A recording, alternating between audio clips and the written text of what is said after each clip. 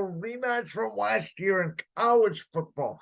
That being Texas obviously defeating Alabama 34-24. Now, last year, Texas had a chance to beat Alabama. Quinn Ewers did not play that well in the game. Alabama's offense did not play that well, but Alabama's defense forced them into field goals. And then obviously, Bryce Young made a terrific, drive at the end of the game for Alabama to pull that game off down in the Longhorn State. This year, though, up in Bama, when it looked like Alabama had the momentum, Texas stepped up, and from jump, it looked like Texas had the momentum, and they were not afraid of Alabama. Now, this Alabama team is not the same team that we've seen for the last 16 years since Nick Saban's been there since 2007.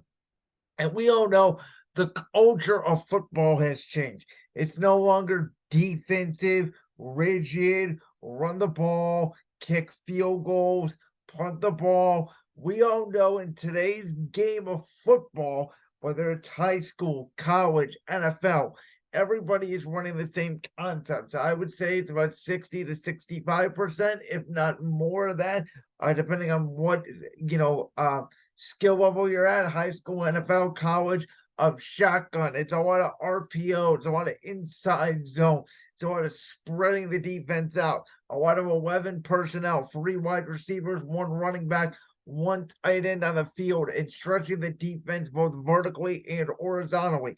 And we know Steve Sarkisian, former assistant at Alabama, former offensive coordinator with the Falcons in the NFL, now the head coach of Texas. It looked like last year Texas was a little bit afraid of the moment, not so much this year. As Alabama came in and just absolutely looked outcoached, outplayed, and Texas dominated. And Quinn Ewers, who, did not play at Ohio State, he could not beat out CJ Stroud. He struggled last year against the good teams down there in the Big 12. I was not sure about how Quinn Ewers was going to translate at Texas, but he absolutely played the best game of his career against Alabama, big time stage, prime time, ESPN in Tuscaloosa Saturday night. And Texas now looks like a national championship contender. And from what we've seen with the NIL, guys are not always going to Alabama. They're not always going to Georgia. They're not always going to Ohio State. They're certainly not always going to Clemson anymore. Notre Dame, LSU, etc. You name these big time schools. And sometimes, you get a coach like Deion Sanders, who's absolutely doing a great job in the transfer portal and turning around Colorado. You look at, again, Brian Kelly going to LSU, Lincoln Riley going from Oklahoma to USC. Sometimes these high-profile coaches, they're going to bring in their guys. They're going to get the transfer portal right.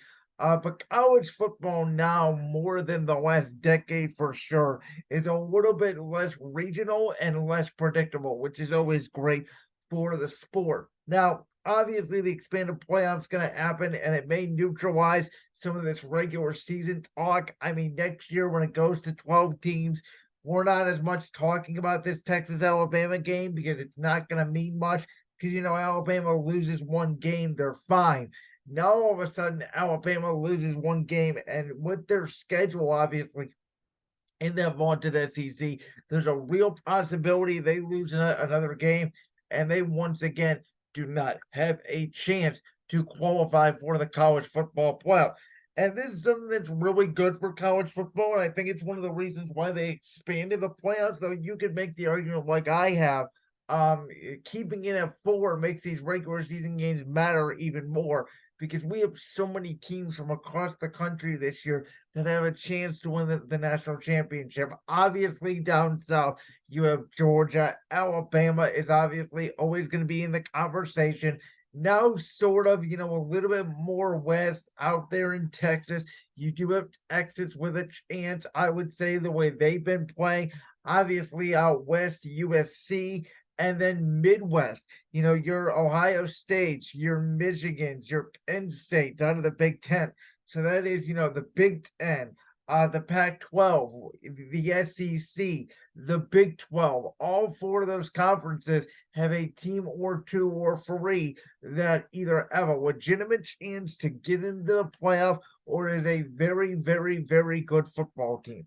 And I think that, again, the transfer portal, the rules becoming easier for the offense. We have so many great quarterbacks and wide receivers and tight ends. Offensive line play is down, but quarterback play is up, receiver play is up, tight end play is up, scoring seems to be up, and we'll see that more and more as we get late into the season. I think it's a great thing. I think it makes for more entertaining. And the more you have big time quarterbacks on the field, the more you have them spread out, the more fun it's going to be. That's why I really like the fact that USC, Oregon, all these teams going to the Big Ten. Then you have Texas, Oklahoma going to the SEC. It's going to force these teams to recruit better. It's going to force these teams to get better quarterbacks. And when we have, 7, 8, 9 potential first round picks. We all know about Caleb Williams. We all know about Drake May.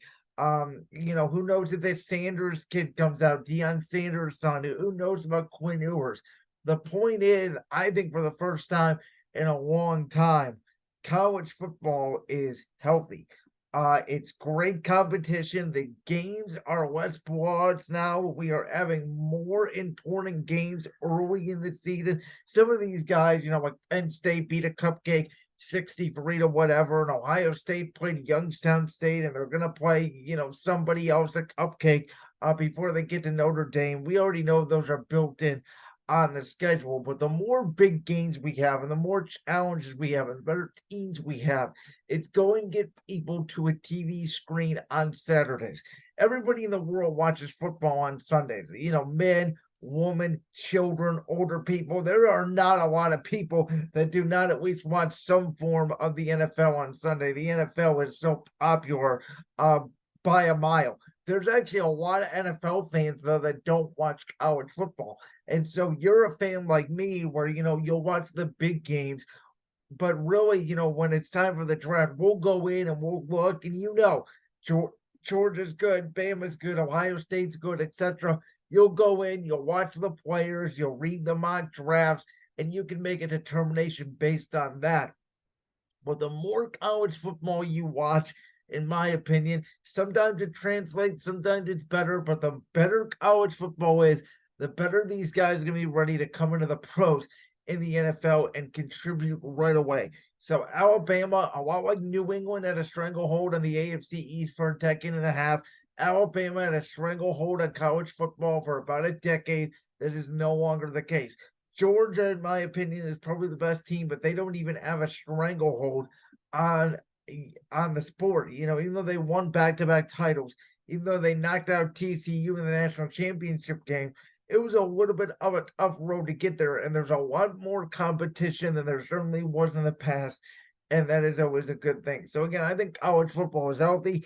I think Quinn Ewers played great. I think Texas was not afraid of Alabama. I think Alabama is not the team they once were.